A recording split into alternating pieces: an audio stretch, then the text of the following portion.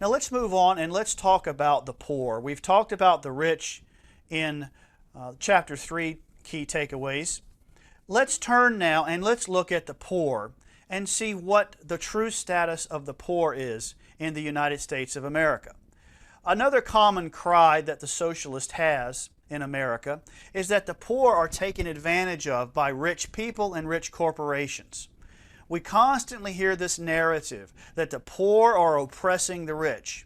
Pardon me, that the rich are oppressing the poor, that the poor don't get what they should get, they don't get their fair share, nobody's taking care of them, they're righteous, they're hardworking, and they're just abandoned in the United States of America. That's part of the socialist cry. You see, you have to create that belief in the people in order to go up and take the rich, the wealth of the rich. That's part of socialism. This idea that the righteous poor are oppressed by the evil rich. But let's look at this. Let's look at the true status of the poor in America. Let me ask you, can rich companies oppress the poor? Commonly talked about in the United States that these rich companies like Walmart and Amazon are keeping all the profits to themselves and they're not paying their workers what they are worth. Let's examine this. Do the rich companies actually oppress the poor? Let's look at some of the reasons that this is not true. First of all, the law prevents this. The law prevents this. You can't not pay your workers. You can't cause them to work and then not pay them what they are owed. You have to pay your workers. That's why we said in the previous discussion that Jeff Bezos cannot just defraud his employees. If he did, what would happen to him? Well, he would be sued, he would be arrested, and he would be tried. The law prevents that. You cannot defraud the poor or anyone working for you of their wages. So the law prevents rich companies from oppressing the poor. But even more important than the law is the market. The market prevents this. Let me explain to you how this works. Let's say that there are a bunch of workers at a Walmart, and those workers don't believe Walmart is paying them what they are actually worth. And let's say that it's actually true, that Walmart isn't paying them what they're worth. But right across the street, remember, wherever you find a Walmart, you're going to find a Target. So right across the street, there's a Target. So if Walmart was indeed not paying those workers what they were worth, let's say Walmart was paying them $12 an hour, but their value in the market was actually $15 an hour. Well, what would happen? Well, the law allows that employee to quit anytime he wants. So he quits and he goes over and he talks to Target, and Target says, wow, you guys are worth way more. Yeah, we'll give you $15 an hour. And so the rich company can't take advantage of the poor because of the market. So if you're not paying your employees what they're worth, then they will end up finding another job where they do get paid what they're worth. And let's say that that's true, that Walmart is systemically not paying their workers what they're worth. Well, what's going to happen? They're going to leave Walmart and they're going to go over to Target. And then Walmart is going to lose employees. And Walmart's going to say, well, we're losing employees. What do we do about this? Why are we losing them? Well, we're losing them because we're not paying them what they're worth. So they're going to raise their wages to try and get back employees from Target or to be able to hire new ones. So that is going to cause, the market is going to cause the value of those laborers to come up to where it actually is. And so rich companies, because of the market, can't actually, on an ongoing basis, on a systemic basis, on a widespread basis, keep people from making what they're worth. It just won't happen. You say, well, people feel they're underpaid. People are saying, Walmart doesn't pay enough, or Amazon doesn't pay enough. Well, look, there's a difference between feeling you're underpaid and actually being underpaid. If you go out there and you apply for 10 similar jobs at 10 different companies in the same area, and you get offered the same amount of money, let's say you're offered $12 to $14 an hour in all those places, that's the value of your labor on the market. That's not the value of you as a person. That's just the value of you as giving your labor to the market. And then when you go out and look for a job, that's actually what you're doing. You're selling your labor to the market. Well, the market's saying, look, your labor, your level of education, your level of experience, your resume, your track record, whatever, your skills make you worth $12 to $14 an hour. And you can't change that just because you don't like it. And that's what people are trying to do. They're being paid a market rate, but they don't like it. So they complain about it. They complain to the government, they hold pickets, and they do whatever they want to. But the fact of the matter is, feeling underpaid and being underpaid are two different things. So what's the answer? The answer, if you think you're being underpaid, is to take responsibility for your own value in the market. Don't go out and start complaining to get something that you're not worth, get something that you don't deserve. Don't try and force the government to make that business pay you more. How is that righteous? How is that right? You have to invest in yourself, and you have to make yourself more valuable to the market. The answer is not using the government to force people to pay you more. The answer is for you to go out and make yourself worth more. Stop looking to the government to give you the minimum, to increase that minimum, and go out and invest in yourself. There are many, many jobs that pay well more than minimum wage. Let's look at this from another standpoint. Let's look at this from the standpoint of the rich not paying their fair share of taxes and keeping money back from the poor that could use it. That's often a claim. The rich don't pay enough taxes. I remember seeing Ocasio-Cortez doing a Zoom session, and she had on her t-shirt, "Tax the rich, tax the rich," as if the rich aren't paying enough. Well, let's look at this. Let's look at this. This is from 2020 update, and it was back from 2019. I believe the tax data is from 2019. But what we want to look at here is the tax paid by American taxpayers. And we've got a table here. In the far left, we're going to have the taxpayer category. That is how much they make. And then we're going to have the income level, the percentage of the total tax that they paid, and their average tax rate. So let's look and see what people pay. Well, the top 1%, and that's $515,000 of adjusted gross income and up, $500,000 and up, if that's what you earn, they paid 39% of all income taxes in 2019, almost 40% by the top 1%. And their average tax rate was 27% federal taxes. So if they made $1, they paid 27 cents in tax on that dollar at that top rate. And in fact, the top 1% pay more tax than the bottom 90% combined. Let's look at the top 10%.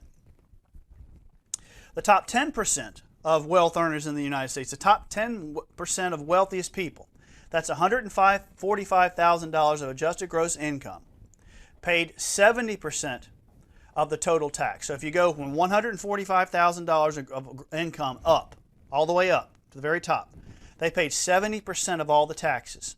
And that group, the top 10%, averaged 24% federal tax rate. The top 25%, which is from $84,000 and up, they paid 86% of all taxes. And they averaged 18%. When you get to the top 50%, that's $42,000 a year, adjusted gross income and up. That's the top 50%. If you have that on your taxes, $42,000 or more in adjusted gross income, then you're in the top 50% of the United States of earning. Paid 97% of all income taxes, and their average rate was 16%. The bottom 50% then only paid 3% of the taxes, and they averaged at 4% as a tax rate. So this claim that the rich don't pay their fair share is absolutely ludicrous. The top 50% pay 97% of all taxes. The bottom 50% pay only 3% of all income taxes at the federal level. So, do the rich skate by? The data just doesn't support it.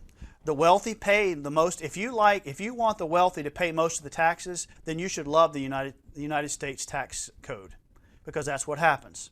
Now let's look and see what the poor get of this money. So 97% of all income tax, all the tax the government collects, is from the top 50% of earners. Now let's look and see what the poor get for this. Here we have another chart, another table, welfare benefits by state. We're going to look at some various states. We're going to look at the total value of the welfare that a welfare recipient receives in dollars. And then we're going to look at that as an hourly rate. If you worked 40 hours a week and you made as much as these poor folks get on welfare, how much would that work out to an hourly rate? Look at this. You're not going to believe this. In Hawaii, it's $54,000 a year. That's the value of all the welfare, from food stamps, medical, cell phones, housing, money to watch your kids, whatever it adds up to. In Hawaii, it's $54,000. That's $26 an hour. Now, of course, Hawaii has a high cost of living. But let's look at Washington, D.C. That's $47,000 a year. So that, in other words, if you didn't work in Washington, D.C., you said, look, I'm just not going to work, I'm just going to be poor, you would get $47,000 in benefits for doing nothing. And remember, 97% of that money comes from the top 50%. That's $23 an hour. In California, it's $39,000 or $19 an hour. Washington State, it's $34,000. We go on down here. Virginia, it's $23,000. That's $11 an hour. We go down to the lowest benefits in the country. In Texas and Mississippi, it's $19,000 to $20,000. That's $9 to $10 an hour. The minimum wage is $7.25. So in the poorest places in the nation, I won't necessarily say poor. Texas is not poor, but in the states that have the lowest welfare benefits, you're going to get $9 to $10 an hour, more than minimum wage, for not working at all. So what does this mean? It means the rich do not oppress the poor in the United States. The rich support the poor in the United States. If you didn't have the rich, the poor would get nothing, because 97% of the money that the poor get comes from the top 50%. So if you go out there and you adopt this socialist policy of taxing the rich and taxing people who make money, then you're going to end up reducing their income completely. They will not start those businesses and create that wealth, and the government will have no money to give to the poor. You see, that's the thing that's missing. We don't understand. There's something called the Laffer curve, the L-A-F-F-E-R.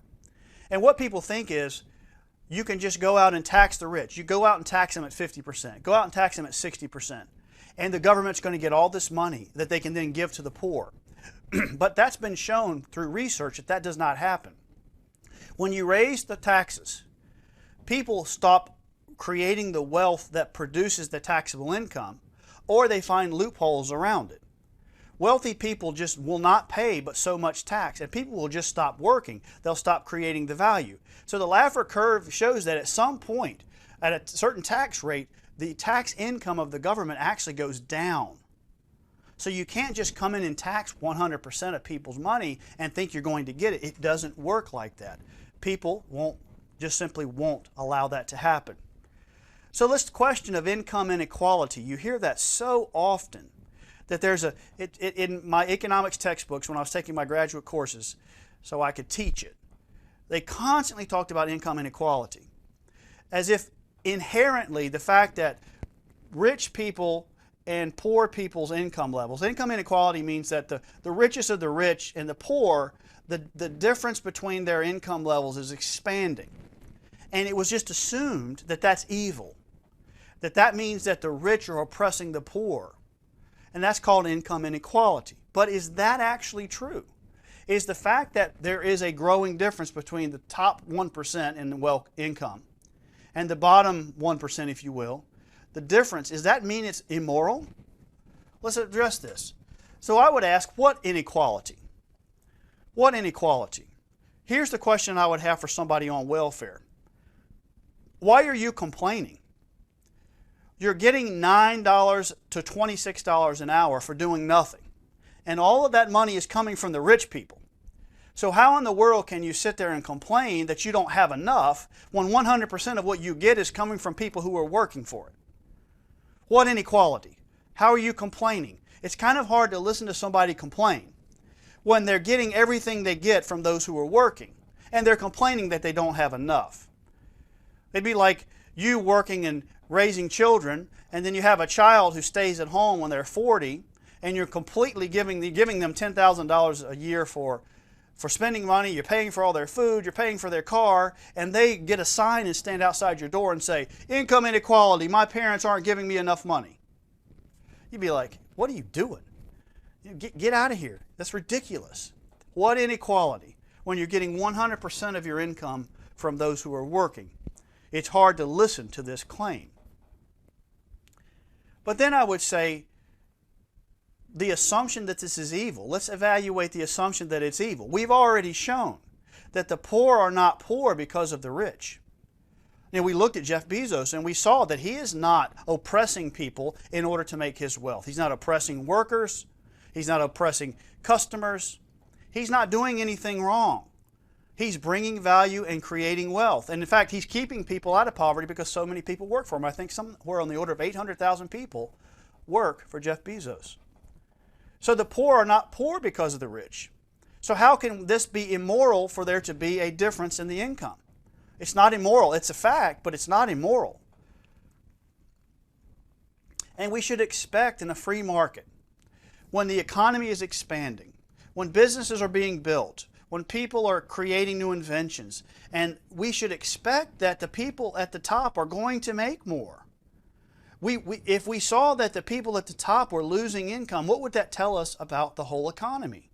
It would tell us that the whole economy is going down. So you would expect that. The answer for the poor is to get out there and get a job, to invest in yourself, to take advantage of the free programs for education, the free training opportunities. Self-reliance, self-effort is the answer, not government intervention. The idea of income inequality is simply a way for us to be manipulated. Well, let's look at the Bible and the poor as we kind of spin down on this topic.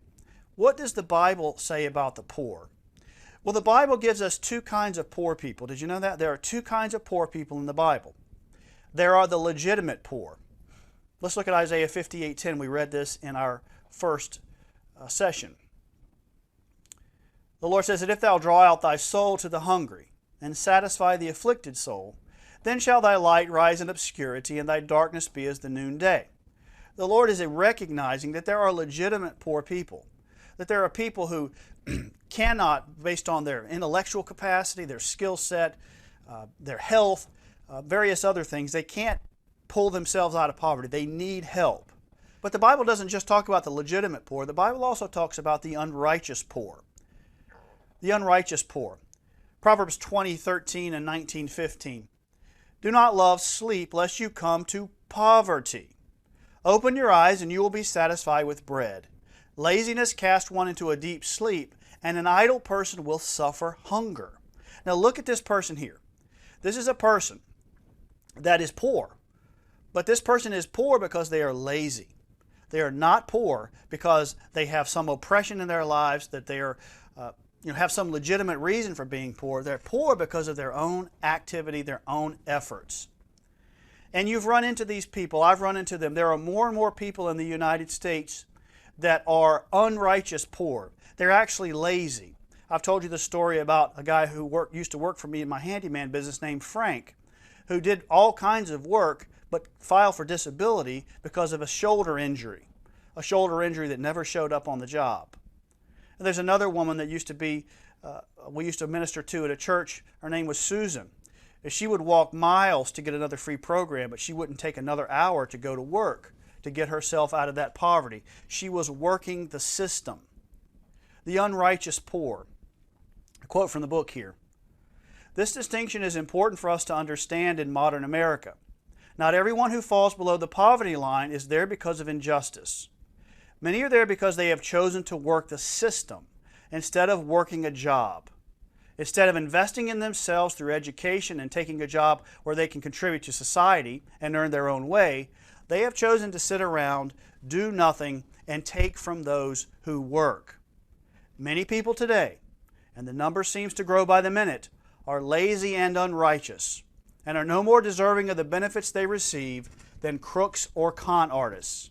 We are quick to vilify the rich in this nation, but the poor are sometimes more wicked than any rich man. The unrighteous poor. We are seeing that. Let me end this session by talking about the poor and the family. Sometimes I think this charge that the rich are the ones that are causing poverty in the United States is just a smokescreen for one of the true underlying causes. And that is the disintegration of the family structure, the biblical family structure. Patrick Fagan, in an article called How Broken Families Rob Children of Their Chances for Future Prosperity, he said this about the poor. He said, almost half of American families experience poverty following a divorce, and 75% of all women who apply for welfare benefits do so because of a disrupted marriage or a disrupted relationship in which they live with a male outside of marriage. His report went on to connect broken homes to poor physical and mental health, increased sexual activity at younger ages, higher likelihood of giving birth outside of marriage, and lower educational achievement. I want you to look, there's another study that I found. I want you to look at the number of single-parent families from 1960 to 2013. In the black community, 22% of families were single-parent families in 1960. By 2013, 55% were single-parent families. White families in 1960, 7% were single parents. And by 2013, 22%, over 3 times as many. This is one of the great causes of poverty. Look at college in the family. There's a study written that was produced by a magazine called Education Next in 2015. And they did a study of 14 to 16-year-olds who lived with a single parent at any time during those years, 14 to 16, and how many of them went to college and finished college. And here's what they found. Those who were living with both parents between the ages of 14 and 16, 40% of them went to college and completed it. But those who lived with one parent any time during that period of 14 to 16, only 13% went and completed college. The report says, children who live with a single parent between the ages of 14 and 16 have consistently completed less schooling than children from two-parent families, with the gap widening over time. So what is the connection here? Well, the connection is that God has created a family to need two parents. God has designed a child to need both a loving father and mother at home to grow into a productive, prosperous adult. But our society has dismantled God's design block by block over the last 75 years, and the result is nothing short of catastrophic. You see, we are blaming the rich for the poverty in the black community, blaming the rich for the poverty in other communities. But if we look at the actual data, the damage that we've done as a society to the family has caused more poverty than the rich people ever could. And as we move away from the Creator's design, one man, one woman, married, raising the children in a safe and protected Christian home, we're going to have more and more poverty in our nation.